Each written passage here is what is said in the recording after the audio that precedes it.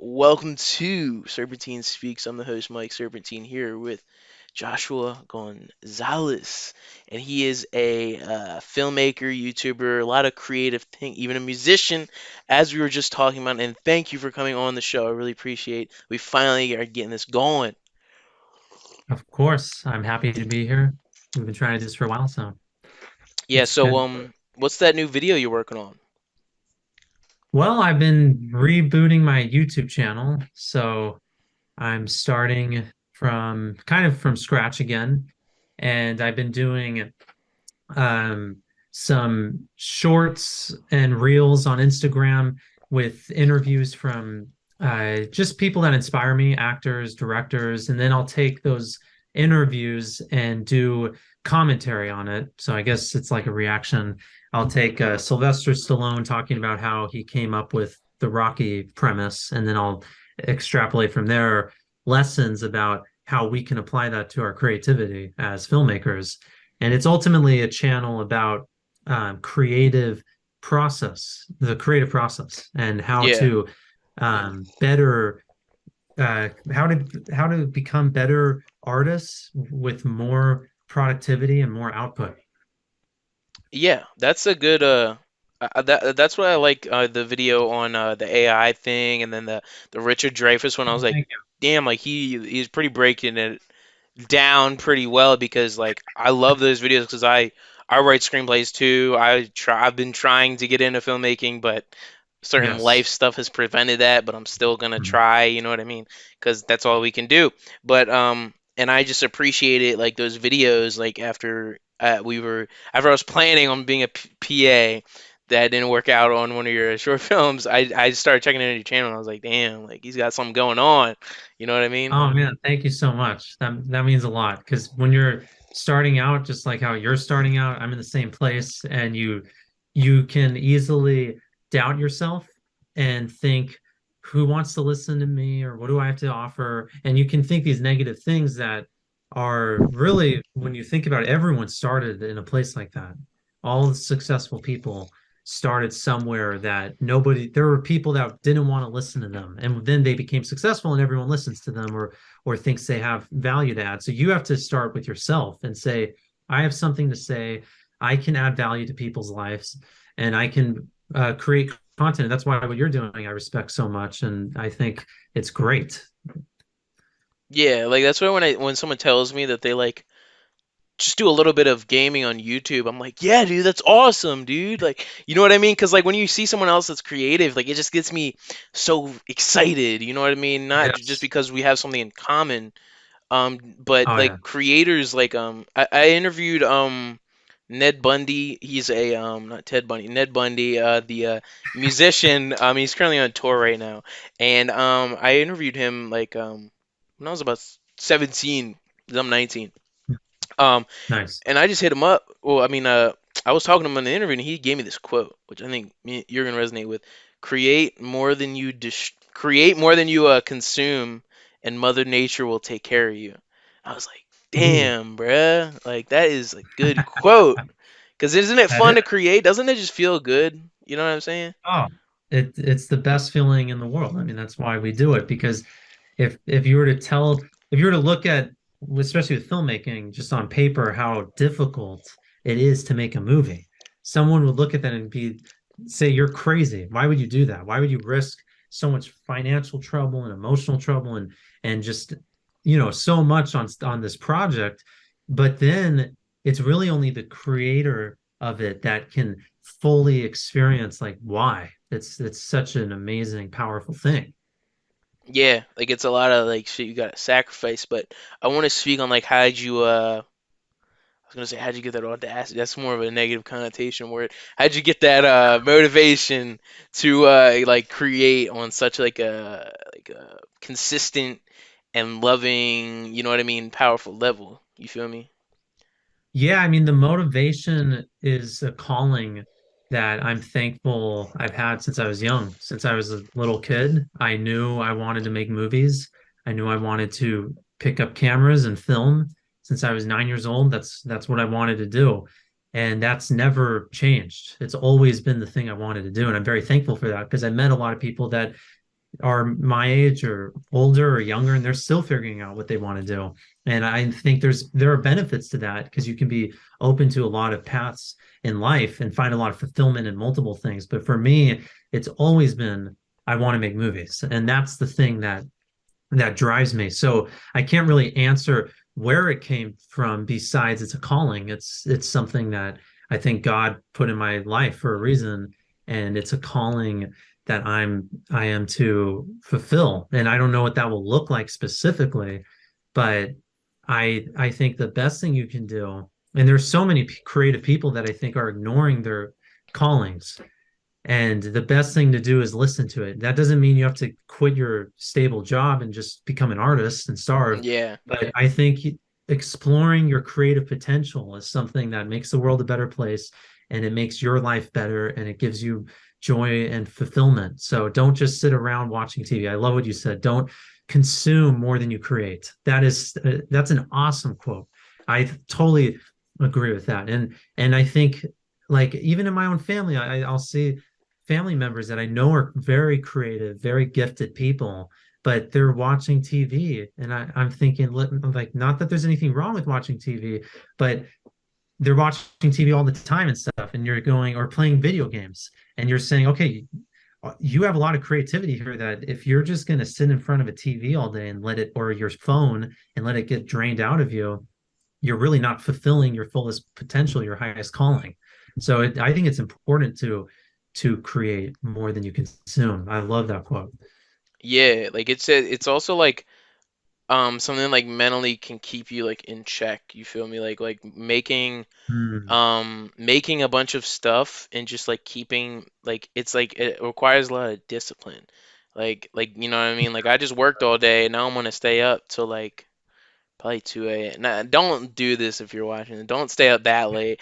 You know what I mean? Like go to bed, but like sometimes like you gotta do shit and discipline will help you like succeed. And like if you even if you have discipline with a hobby, then you'll have discipline with what you need to take more serious in life.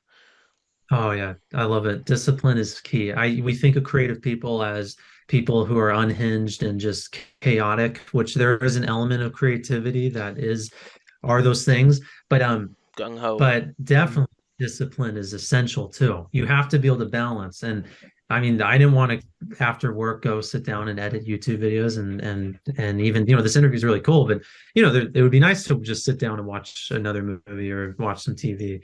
But yeah, it's important to have that discipline. And one of the cool things though about what we're doing is watching movies, watching TV, reading things that could be very recreational for people, I found are essential for me to improve my skill. So I can watch a movie that I really enjoy and also be learning and use Yeah. that for content, use that for my films that I make in the future. So if you're a creative person, it is important to consume content for sure. And also it's important that non-creative people consume because what are we making it for, for people.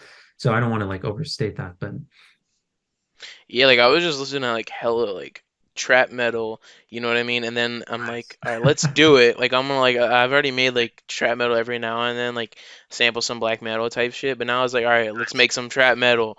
You know what I mean? Like beats and stuff like that.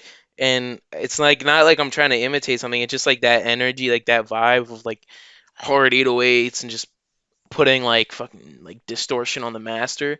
It's like let's do it. Like you know what I mean? Like yeah, I'm gonna yeah. try it because they did I have a it. great example of something like that.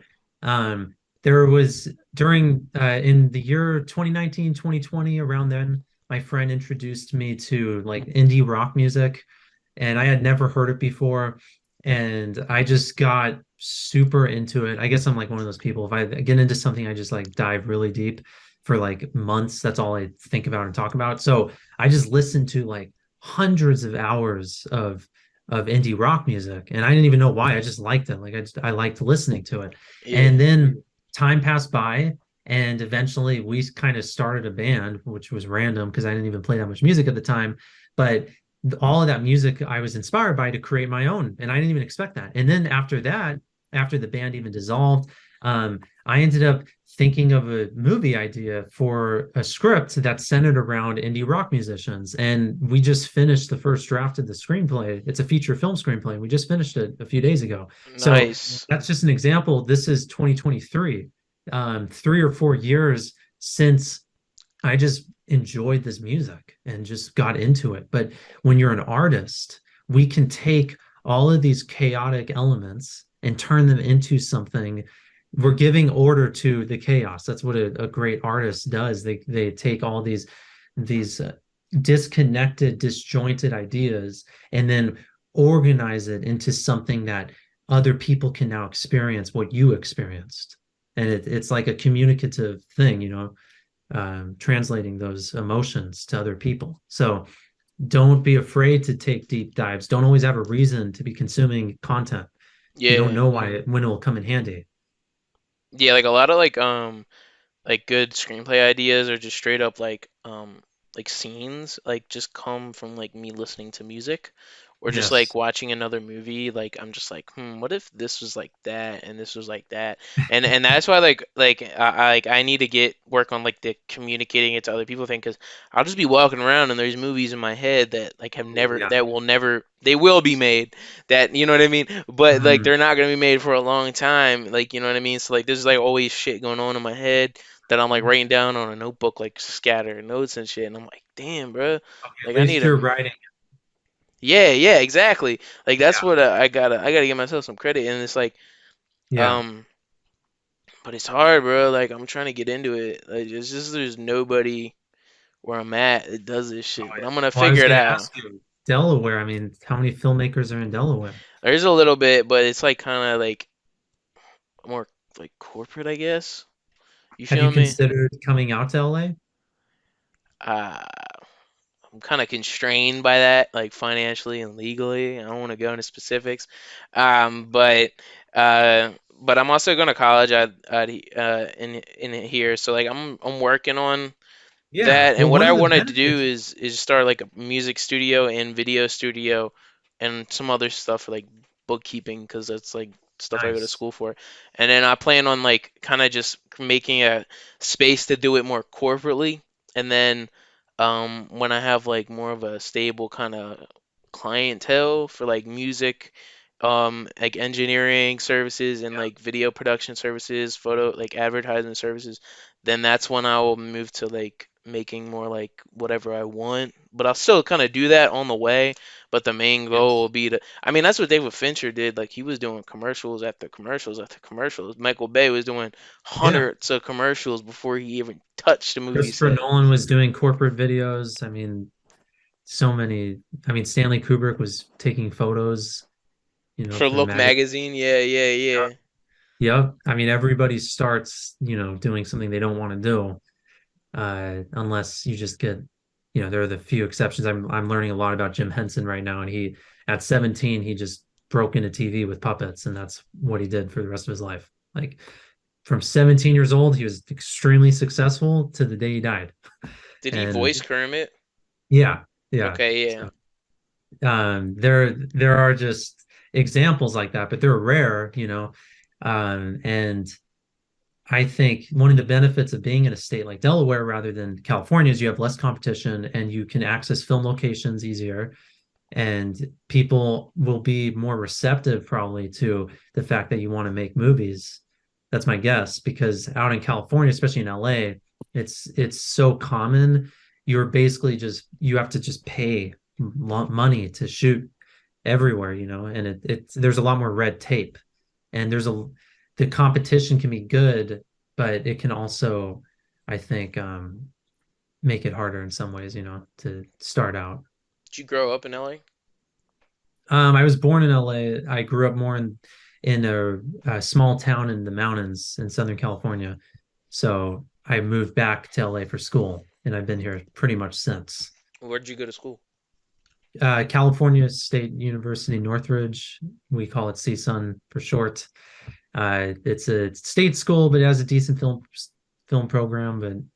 But yeah, you said you're not studying film, you're studying accounting, or what was it? I'm doing entrepreneurship right now, but I'm gonna Oh, transfer to nice. a University of Delaware and get Major in applied music with a minor in business administration.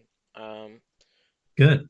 Cause like I don't know, I just do more music related stuff too, but I do like I kind of started as a kid wanting to do filmmaking, and then music kind of came more naturally to me, and the interviewing Hmm. stuff, like the podcast stuff, like this stuff is so much fun, like just Yeah. talking to people and stuff. Like I was like socially awkward in high school, and I was like interviewing like people on labels and like talking with them like I've met them like yesterday. Hmm. Like like it was the like I've known them for like years and stuff like that. But I remember Northridge though. I was watching. You ever? Okay, you've had to have seen Victorious. Okay, you've had to have seen that show. Is Ariana Grande in that? Yeah. Yeah. As a kid, I occasionally stumbled upon it, I think. So there was like these things, and it was like, um, Northridge. He was like, man, those Northridge girls are hot as hell. Like that's what the guys in the show. So our Northridge girls hot as hell. Oh man, I mean, I'd say people in LA specifically are just generally pretty attractive on average, Damn, bruh. compared to the rest of the country. No offense, but you walk around and You, that's so no, you like funny. That's so funny to me. No, I mean I'm not getting angry at you. I'm just like, damn, I yeah, didn't. yeah. I've been over the East Coast and stuff, and I'm looking around like, there aren't as many like sexy people. Just like you're just used to it in LA. You just walk around, everyone's sexy. Like they're all in these amazing, like, toned clothes. Like, they're all built out and just like everyone's good looking. Not everyone, but it's intimidating. You're like, man, I have a lot of competition here, even with that, with the looks. I mean, you gotta yeah, but there are Northridge girls. They can be hot, sure. But I assume like if you were in like the right, oh fuck, if you're in the right area, you ask someone what they do for a living. If they're like slightly attractive, they'll probably say like something in the entertainment industry. Like Yeah, probably, like if it you're in the is right area, like if you're in fucking, if you're in Cambodia town, like nah, bro, like. Cambodia. I don't know if you know where that is, but I remember I drove through when I was going to a film festival when I was like young, and I was like, I just looked at There's the like map and I Little was like, Armenia. it there's was a Little Tokyo, all sorts of the little yeah. yeah, but like if you go to the trap, like nah, but if you like just go to like Northridge or like Van Nuys or Yeah. something that sounds like that, then what do you do for a living? Yeah. You could Talent pass as agent. being from LA, knowing all those spots. Yeah, bro, I used to be obsessed with moving to LA, and then I got life hit, but that's another discussion. Um, Uh, well, nah, you can nah, always I'm sure you can eventually come back. I don't know what the story is, you don't have to tell me, but I'll tell you but later. you can come out here Nah, bro, but if I've you been really over there, want. bro. Like, it's fun. I went to have you ever been to the it's not Venice. It starts with an N. It's not Northridge. Newport Film Festival. That was a great film Oh festival. yeah, that's OC. Yeah, it was fun. It was fun. You ever been to that or? Oh, I love Newport. The beach. It's a good beach. Yeah, that's the best beach, I think. I went there in like It's, March and I was just like dove right in and stuff. And I go back to the hotel and he's like, "Did you go to the beach?" And I was like, "Yeah." He was like, "You didn't wear like a wetsuit or anything?" And I was like, "Nah, bro. Like I just dove right in."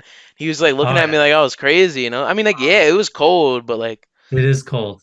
I wish it was just a few degrees warmer sometimes, but it's still nice on yeah, the that water ice. is cold. Like it Yeah. was pretty. It was a struggle. March too, that's too early. Yeah. I'll go in Um, July, August. you a surfer? No, no. Nah. All I'm right. very not athletically active. Yeah, But yeah, it's cool. Yeah. I'm not a surfer anyway. I'll do jet skiing though. Jet skiing is fun. oh nice. That does look fun. It's like motorcycle. It's like riding a motorcycle, except you can fall off and it be fun. You feel me? So Oh, like, if you fall off on a jet ski, it's like yeah, woo. You know what I mean? But if you fall off on a motorcycle, you're fucking dead. that's a good point. That is, yeah. But I would never ride a motorcycle either because I never ride a motorcycle or fly one of those tiny planes because I've just heard of too many Nah, people dying on, or even I had a cousin, motorcycle accident and I mean it's so dangerous. It's forget it. What's the point? that's how Jim Croce died. I don't know if you know who Jim Croce is. I thought wait, was it on a motorcycle? It was a plane, Yes, a plane. but it was Yeah, like a small it like was a ass. plane. Uh-huh. I don't think it was like a I, huge like passenger plane. I mean, that's how yep. Aaliyah died. Like she was on a really Yes, small Aaliyah. fight. I was flight. just I was reading through a book on a Christian musician, Keith Green. He died in a small plane. It was a what is it, a Cessna, I think they're called? There's probably less what do you say? Standard The like less like regulations on the drivers because it's probably some like oh small ass company. Like if you're like an yeah. airline driver, you're like it's serious work. But it's You feel also me? just dangerous. Like if you crash a plane, you're dead. Yeah. If you crash a car, you're probably okay. It depends, but yeah, it's just it's too risky. I'm good. I'd rather just live and not experience that. Yeah, but jet skis like my dad told me it was like the point is to fall off. Like that's the fun part. Is you go up a wave and you just fucking let go. Like if you're going 70 miles an hour, like that shit But fucking dude, then you're hurts. swimming in the middle of the ocean. I don't want to swim in the ocean. Well, I've don't go seen against the Jaws from current. before. That's the only advice I have. You feel me? Like if Uh, you go against the current, you're oh fucked. man. Um, You know what's something that's interesting to me that I was thinking about? I think it was a few days ago. Quentin Tarantino said when he finished Pulp Fiction, I think it was, or maybe his first film, Reservoir Dogs, he then was afraid of death because he said his whole life he knew between him and God that he was going to be like a successful filmmaker and make a successful movie. But the minute he made one, he's like, okay, now God could take me at any moment. I thought that was damn. really interesting.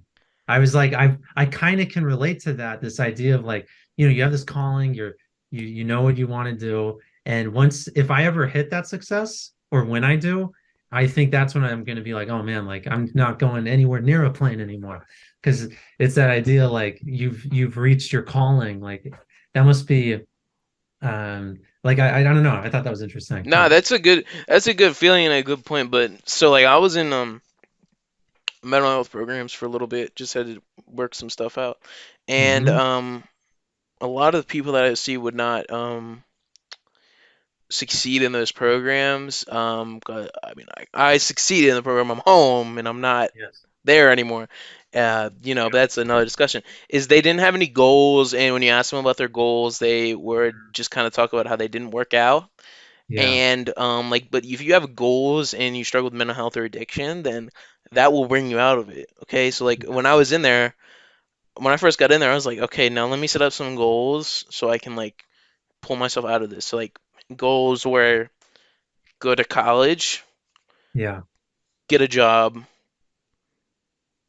develop good coping skills, stay sober, perfect the medication regimen, um, and then boom, you're out of that shit. So like that's what kind of made me want to live. You feel me? So like if you have like Quentin Tarantino, like whatever shit that he went through when he was like in his before he made that movie, like his goals kind of led him to where he was. You know what I Mm. mean? Like kind of just that's kind of how simple.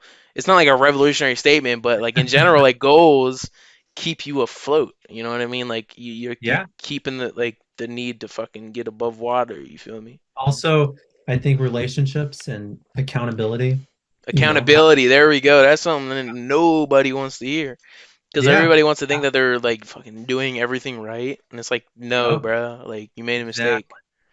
Exactly. Having people that are watching you or mentors, that you can tell them, hey, this is how I'm feeling right now. I just met with a mentor and I was telling him like, man, I want to direct a movie. I'm like worried that that's never going to happen. And he told me, he's like, look, dude, you're 23. He's like, don't like, he said it's good to have drive, but it's not good to have fear. He's like, you can't have that fear of failure motivating you. You need to have your drive motivating you. Yeah, And fear is he not a good said motivator at all. yeah, exactly. If you're using that fear, that's anxiety, those are things that are going to eat you up and tear you apart. And so that was his advice there. And I was like, man, that's because I really struggle with that. I think at this point, we don't hear about this point of people's careers for a reason because we usually hear about when they become successful. It's in the biography, it's the part that is like only a chapter long, and their success is the 10 chapters, right? 20 Yeah. chapters. You hear about the little part of doubt and stuff, but most of it's all about the success. And we forget about the fact that even someone like Tarantino is a good example. He worked in a video store rental house till he was like, what, 30?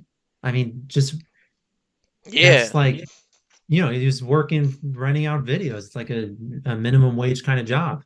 So everyone's on their own timeline, and you don't want to let fear and anxiety. And I think that's where having accountability and mentorship is helpful because they can give you perspective to keep you on the path.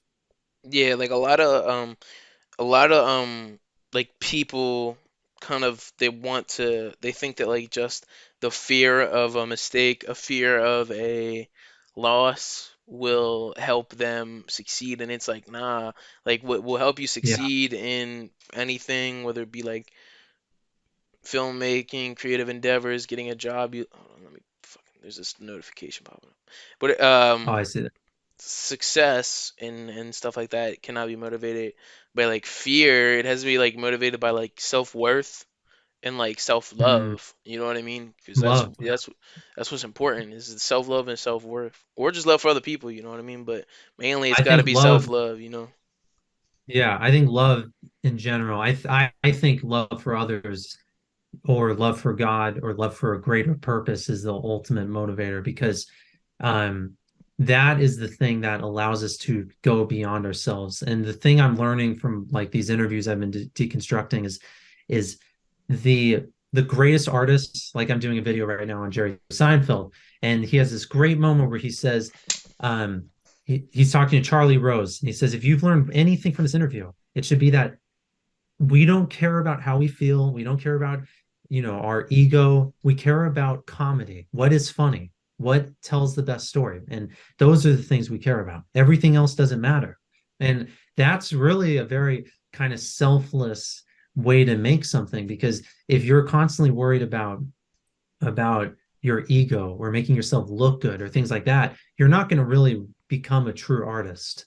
You're always going to be making things like through this filter that's going to, your art's never going to get through. And a true artist is the one who reveals something that's true and meaningful, not just for themselves, of course, for themselves, but also for other people. So there has to be a selflessness, I think, to art. Yeah, like it's like something that is not. It is you, but it's kind of there has to be like a balance between like who you're making it for and like you know what I mean? Because you kind of need to like think about like, like do I like this? And then does will someone else Yeah. like it too? You know? Yeah, yeah, that's the balance too. Like, is it a business? Is it an art? Especially when it comes to music or film. And I don't know. The more I look at it, I'm realizing like it's complicated that question because ultimately your what you create, you need to be happy with and you need to be excited about. So in a way, it is all about what do you enjoy and what do you like and what how do you express yourself. But at the same time, when it comes to the quality and it comes to the technique like of storytelling or the technique of comedy. Like there's technique to all of this. That's I think where the service comes in place. You need to technically create something that people can connect to, and that's where you can serve others. But the personal part of it is more that chaos, the part that is like emotionally discovering what I need to say to the world and what is on my heart. Yeah.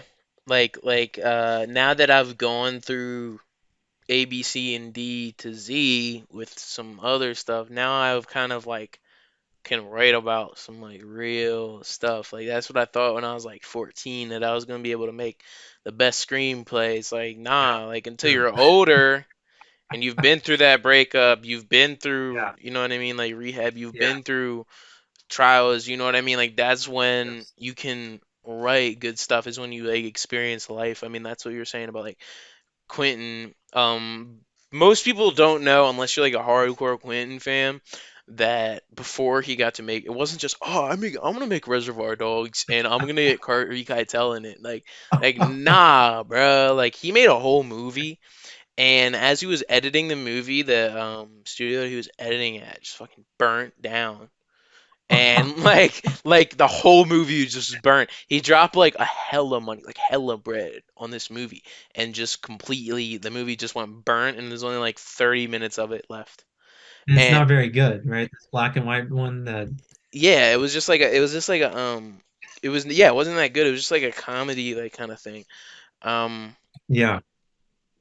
and I think that SpongeBob parodied an episode of it, or like kind of used the concept in something. But it's a cool concept. It's Huh. like this guy, his friend, it's his birthday, and the whole movie is him trying to figure out what present he would want for his birthday, or something like that. I forget. I think there was like a episode of SpongeBob about it. Like not people don't think of that. Like when you say that out loud, people are like, "Ah, what? That doesn't sound like a Tarantino movie." But it was in like the mid Well, 80s, that's and that shit just burnt all down. Like, do you ever think that like he kind of thought that like he should give up, and probably he did. He probably did give up. You know what I mean? yeah. For I like a mean, long time. I'm sure everyone does. Well, I'm sure there are those people that just knew, like Tarantino kind of, but I think when you're not getting validation from the world, yeah, you're gonna have doubts. Like you're gonna wonder, is this for me? And that's like anything. Like talk to someone who's been married for 10 years. I mean, they've doubted if they should be with this person, if Yeah. they've married the right person. Like talk to anyone who's done something worth doing, and there was a point where they thought, this is a bad idea. I need to abort mission and go back, right? That's not a good measure for if you should do something or not. If you're doubting it, that is not a good measure. You need to count the cost of what you're doing. And you need to ask yourself, what's the mission? What is my purpose? What was I made to do? Why was I put on this earth? Because everyone was put on the earth for a reason, and we all have something valuable to add. Even though the world's confusing, it's a dark place, and people suck often. That's not a reason that to say, "Hey, I don't have anything to offer." Like I think in the West, especially because we have so much wealth and we have so much comfort, we're forgetting like that warrior mentality, the mentality that like we have like a higher spiritual purpose, that is the thing that should be driving us, even though we have so much comfort. It's like, no, there's still a lot of work to be done creatively, whatever we're doing. Yeah, like they're like everyone does have worth, and a lot of people they can't like comprehend that, and that's why like a lot of people kind of Yeah. just get caught in this loop of life, like kind of Mm, aimlessly do. I'm not saying like every like your worth could be like anything, like you know what I mean? Like it could be like being a manager at a restaurant. Like that yeah, is a good totally. goal to some people, you know what I mean? And I know people they love that shit. You feel me? Or it's just like being an accountant. You know what I mean? It's something like that. Yeah. Or it's being a filmmaker. Your worth can be anything. Like like um, you're worthy of like whatever like benefits you and doesn't harm others. You know what I mean? Because like I used to kind of make a bunch of mistakes and think like, oh, this Mhm. is my worth. This is my worth. But it's like Mhm. once you make the mistakes and go through hard shit, that's when you'll really figure out what your worth is. Yeah, Once you yeah, make those mistakes, like nobody has it figured out like at like yeah. 16 and shit. Like I had to And kick someone from a music group because like they were just like an asshole in 16 and thought they didn't even figure shit out, and I was like young, and it was uh, just like nah, like sometimes like people that are younger need to learn the fucking hard way yeah, at the end of the day. yeah. It makes me think like definitely your worth can be in anything. It doesn't, a restaurant manager isn't worse than a filmmaker or whatever, a doctor. Like we're all created equal. But it's good to find your value in where you are right now, like in the present. That's really hard. And that's why like one of the It's best films ever difficult. made is It's a Wonderful Life. And you see George Bailey in the beginning of the movie, he's going to commit suicide, he's going to kill himself because he does not see how his life has value. And he says to Clarence, the angel, I wish I was never born. So when Clarence shows him the world, if he wasn't born, then he sees the fact that he had such an amazing impact on this through this little town, and how he through his brother saved all these soldiers in World War II because he saved his brother when he was young. And it just shows how this one man, because he was faithful and he stayed true to his purpose in life, he was able to create such a massive impact. And it's a beautiful story, and that's all of us where we are right now. We just have to find that. That was a beautiful, like, you know what I mean, quote, and like just talk about it's so wonderful life. Would you ever consider making like a video about that? And you're, because I was like I could definitely see that being like part of one of your videos.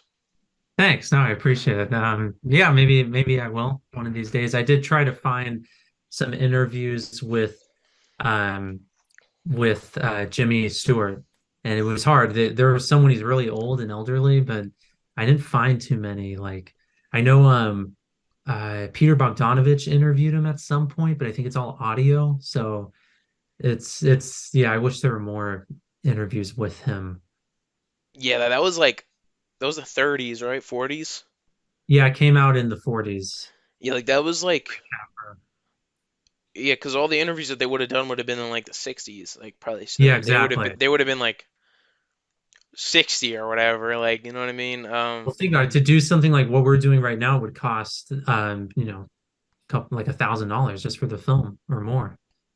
Yeah, like it's not just like button, you know what I mean? Yeah, Like it costs hundreds of dollars to develop all that film and have a crew operate it and do the sound and sync it and edit it. I mean, any production was so complicated back then, so much more difficult.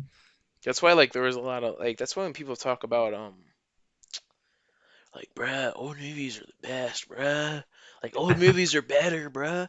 You don't know why? It's because that shit was gatekeep to the brim because of how much money that shit cost. Like I would like, bruh, like if I wanted to do an interview, like I would have to wait after like years of like being an apprentice on like Howard Stern show or doing some other random shit to even like Yeah. get behind anything or have my own money and do it by Yes. myself. But even then, it's Yes. like then you gotta put after you finish something you have to find like a TV station or like gap of time to put it in or like a radio slot to put it in and then that's why like that shit was so good like you know what I mean like a lot of Yeah. old movies are good because um it was gatekeep to the brim like Mhm. I mean like Do you think even it's like worth it though to lose the quality? I, do you think that the quality of films in a lot of mainstream like content is it decreasing and do you think that you would prefer if it would more be more gatekept, or do you think it's good that like more people are making stuff? You know what I mean? Um, I was gonna ask you that. I'm curious first, what's your opinion on that before I answer? I think it's cool that like a hell of people are making stuff, but like um I was just thinking like there's so much good shit being made. Okay, there's a lot Hmm. of good movies being made, a lot of good music being made, a lot of good TV being made. Hmm. But the ones that are that are pretty popular, like hugely popular, like Squid Game popular, I love Squid Yeah. Game. A lot of them like aren't that good as something that's Um, like slightly smaller than that. You feel me? So I think that it's good, but I do think what is popular is not necessarily good. And there's a lot of like not popular shit that is really good, like in music. Like I love the new music being put out, right? mhm. But the type of music that a lot of people like is not really reflected when you look at like the charts. Like if you Mm, look at the yes. charts, like I guarantee if you ask like 10 people, like only one of them is listening to a song on the fucking charts. That's a good point. Like you're probably listening to something like fucking what do you indie rock Cage the Elephant. You're probably listening to Cage the Elephant. You feel me? They're not on the charts no more, but you're probably listening to that shit. Me, I'm probably listening to Burzum or like Semper, like fucking weird ass shit. You feel me? Like I'm not listening. I'm not gonna lie. Pink Panthers. I don't give a fuck. That song with Ice Spice. I don't give a fuck. That is fire. I made a post about that. But like most songs on the charts, I'm not Mhm. listening to that shit. Yeah, yeah. Well, I I think on top, like kind of jumping off of that point, the value of media has gone down so much that people aren't if let's say a great work of art is made, like a great album, you know, is it going to be listened to as much and respected as much as a great album made in the 80s? Like, um, was when Michael Jackson dropped a record in the 80s, I mean, that was like gold. Like people listened to Thriller over and over and over again until, or their tapes until it, stopped working. And people would video record MTV music videos and watch them over and over again. And nowadays, let's say a great pop album comes out, I don't know, something like Bruno Mars record or Ariana Grande, something like that, mainstream, like Michael Jackson was in the 80s. Is someone listening to something like that the way that they would in the 80s? Like, not really. I think most people may shuffle the album. They may just pick the top songs that are in the artist's profile on Spotify.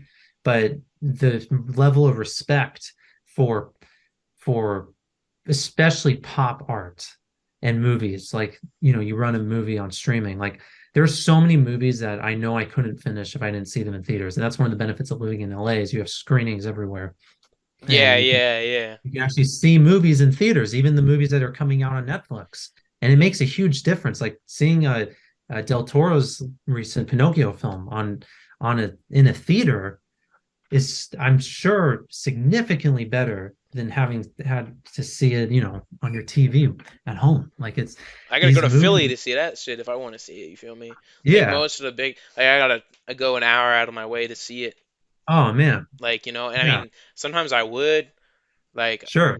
I saw It Man 4. I went like an hour away to see that. It was not a good movie. It was a good Wow. movie, but I did go an hour out of my way like a couple of years ago to see that Yeah. because you know what I mean. It was worth it, and I didn't want to wait till it was like at home. And I should have done that for The Irishman, but I was in. Yeah. Irishman's a great example. I saw that in theaters at the Egyptian in Hollywood, and that was just such a great experience because it's such a long movie, but in theaters with an audience, like I specifically remember, and I've only seen the movie once, when the gunshots went off in the restaurant when he shoots the guy there, they Yeah, were so loud.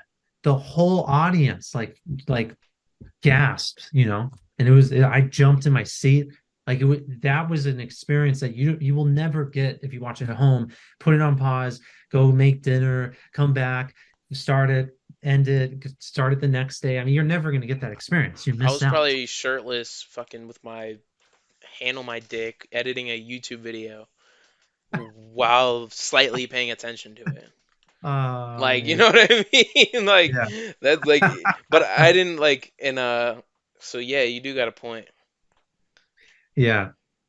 Um, what other streaming movies like that you saw in theaters like did you like enjoy? Recently I saw like what was it, The Banshees of Inisherin. I thought that was good. I saw Tar. Um I saw the Pinocchio that I brought up. That was great to see in theaters. Um there were a few others recently. I'm trying to think of them. But I do think it makes a difference. Like I'm a proponent of watching things in theaters. I think unless you have your own theater setup, which I guess some people do. Um, I think it's nice, especially like if you go to film school, it's nice because you get to watch like It's a Wonderful Life or movies like that in a theater with people.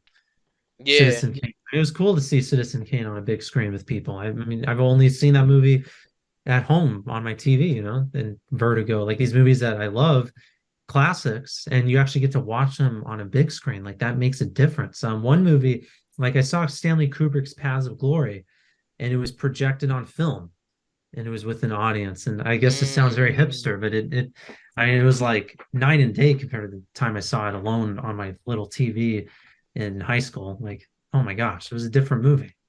Yeah, I would definitely like I'd like to see Apocalypse Now or Redux Oh yeah, that would on be like cool. film That's a good one. Yeah. in theaters. That's a great movie. Like, I fuck Or with that. like Lawrence of Arabia, something like that, Yeah, I like like a long ass Disney movies. I epic. mean, sometimes I like short Yep. movies, but like Oh yeah, you get a Q&A after. I mean, that's an event. That's like, sign me up. I'll be there all day. yeah, like I want to see Lawrence of Arabia.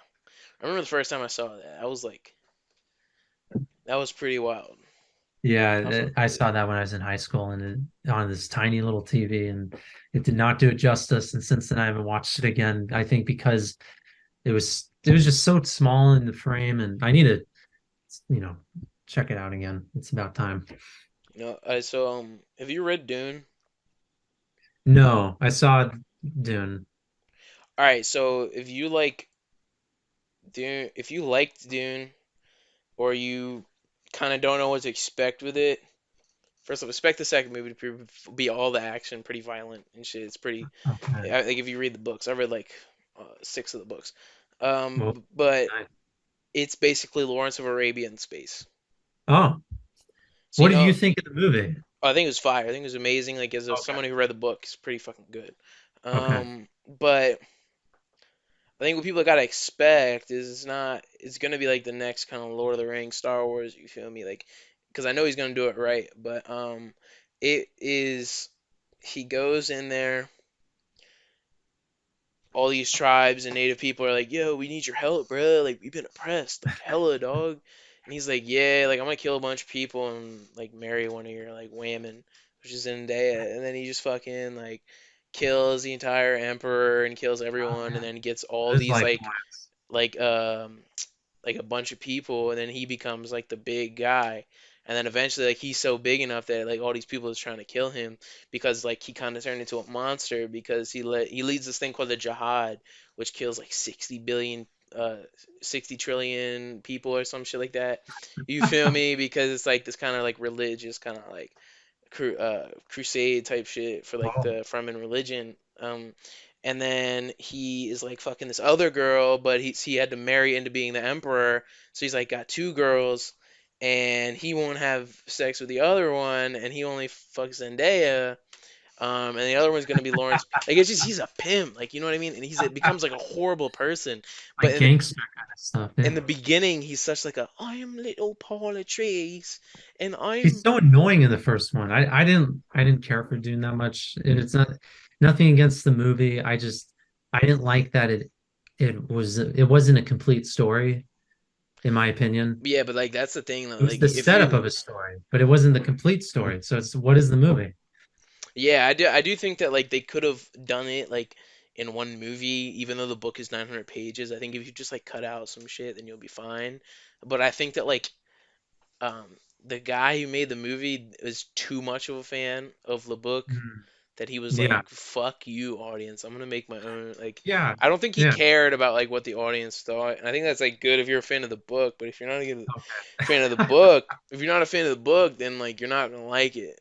I think that's most filmmakers now, though, is that there's just a disregard for the audience and studios. Like they're just not interested in putting the audience first. I don't know It's if you one or agree the with that. other. It's one or the other. It's either you love the audience and you only care about what the audience like if you're making like Mm. Ant-Man and the Wasp or whatever, like you only give a fuck Okay, about the audience. I could see that. But if Yeah, you're like making some like indie film and like you're yeah.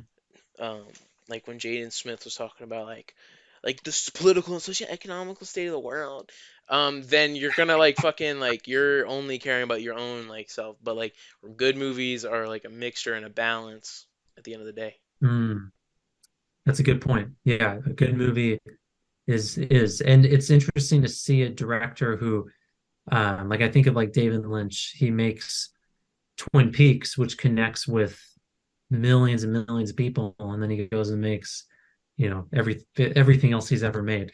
And Yeah, yeah. what about Eraserhead or Elephant Man? Those are movies that everyone connected to. But you look at the rest of his work, and it's like Mulholland Drive or Lost Highway. Like those movies, people don't really connect with. But I guess Dune. a true Dune, yep, I a mean, some true people like artist. that, but some people don't. He doesn't even like that movie. So, but a true artist, I think, does upset people. That's inevitable. And it's weird. It's like, that's one of the things that really interests me about art, and that it's not scientific. It's not you can't just replicate it over and over again. Like, with Seinfeld, this video I'm editing, they said, Jerry said, like, everyone asked me why I don't do another sitcom. It's because the fact that this sitcom exists is a miracle. He's like, this is the fact that the sitcom is so good and so successful. We didn't even intend on it to be like that. And and you hear that throughout from different people where they say, like with the Muppet Show, they say, if we knew why this was such a big hit, then we would be doing it over and over again. So there is Star Wars. I mean, any movie, like it's not predictable, and there's so many elements that create something, and that's why it's good to let artists be artists and make things that they want to make, and then I think you end up with Star Wars, and you end up with, you know, all of those other examples. Yeah, like when people were making Star Wars, like everyone was making fun of the movie and the Yeah. robots. Like everyone, like I don't know if you're any fan of Star Wars, go watch the documentary made in 2004. I forget what it was called, but it's like about it's basically just like all about how the original trilogy was made, and it's on Disney Plus, and it's just like Okay. when everyone was making those movies. I mean, the first one at least, everyone was like, dude, like, what the fuck is this garbage? Because everyone in the 70s that made movies or acted or did Yeah. anything, every movie was serious. Every movie Yeah. was this Taxi Driver, Yeah. Godfather, The Yeah. Conversation, like fucking like Chinatown. You feel me? So then you Connection. have this guy making this like light-hearted fantasy Buck Rogers type shit. Hmm. Then people are like, "What the fuck is this shit?" Like it's a kids movie. And then when it drops, everyone was like, "Yo, like this is the masterpiece." You know what I Yeah. mean? But it took like when people are making it, like people were like they hated people on the original Oh yeah. trilogy Star Wars set that they would make fun of they were making fun of George Lucas like the whole time he was Oh making it. yeah. Like they were like Especially like stuttering. Chewbacca, things like that. Like, Yeah, like but dude, the weird thing about Star Wars is it shouldn't work. Like it's so ridiculous when you look at it on paper. Even Darth Vader, like all of these things, it's like what? This is so stupid. And even the dialogue and just overall, you just look at it on paper, and I feel like that's the miracle of it. It's so yeah. magical, and everyone connects to it. It's like the best like example of like how films cannot be like screenplays, how films can't be like books or anything. Like film is a fucking film. And that's a Hmm. fucking Yeah, film because like it only works if it's a movie. Like like yeah. it would not be magical if it was anything else because it would just kind of so perfectly came But it together. is interesting. Mark Hamill said that he did from the beginning, even with the script, he saw that it was going to be something. Like he was one of the people that did from the moment he heard about it, he believed in it. I don't think Harrison Ford or the others did, from what I've heard. I don't know, but Mark Hamill did have a feeling about it, even though it was kind of ridiculous. There was something there that George was touching into. He was touching into something in the psyche and spirituality of people. Like, he just hit the nail on the head. It's Yeah, masterful. exactly. That's why it went the way it did. At the end of the day, it's just like a couple people having confidence, like that shit goes a long way. If only like a couple people have confidence in something, like then it can happen. Um, Yeah. we need to do like a little. I need to text someone that I was supposed to do an interview with at midnight, and Oh, then I just need to okay. say Yeah, we like, "Yo, we'll be 30 minutes," and then we'll come back. I'll edit, and then we'll do the wrap up. I'm just gonna ask you like, what do you have planned in the future for your content, and yeah, if then do you want to wrap it up right now? Is that okay? yeah, I just need to text them first, and then Yeah. Yeah, cool. we'll get that going. But this was a great interview, bro. Yeah, I've enjoyed it. Thanks for having me on. Double cheeked up on a Thursday afternoon. Um,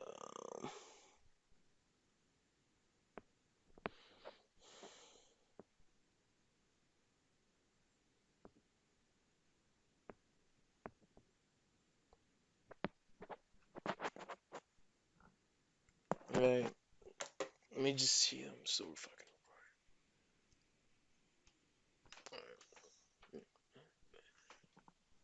All right. Thank you for coming on the show. I really appreciate it. This was a really fucking good interview, and we should do another one in a couple Yes. months, like when you got something else, like in the works. Like, and we'll talk about that film festival another time. But I want to ask, like, Yeah. what do you have coming up in terms of like content, YouTube, short films, or anything, any creative projects you could speak on before we wrap this up? Sure. This is the time that I'm locking myself in the basement and just hammering away. So I'm from now it's the YouTube channel and to consistently put out a video a week. That's my goal. And from there, I'm planning to continue to pursue making a feature film. So Keep those are it the up, two bro. things. Thanks. Thank you. What are your plans? Thanks for With, asking. Just like continuing with school, keeping my job, and making a short film. God damn it! Like I've always awesome. wanted to like just make a short film. Yeah. I mean, I made like a couple things here and there that I've never seen the light of day. You feel me? Or some have seen the light of day. Um, I got a lot of other goals, but there's too many to even talk about. It's like the quote: "You got too many goals that make people uncomfortable." You know what I'm saying? But I got a couple but the main one is just I got like a couple albums I'm working on. And then I got like a short film I want to work on about like forgiveness and shit because I've been through like a lengthy stressful period of my life, which we'll talk about off Hmm. camera, and I think I need to communicate that in a smaller way and then eventually in a larger way when this Yeah. short film is done. But Yeah. thank you for coming on the show. I really enjoyed it. Like we really touched on some really good ass Yeah. topics. You feel me? So I appreciate it, Mike. links in the description to your social medias Yes. and YouTube. And peace out. Okay.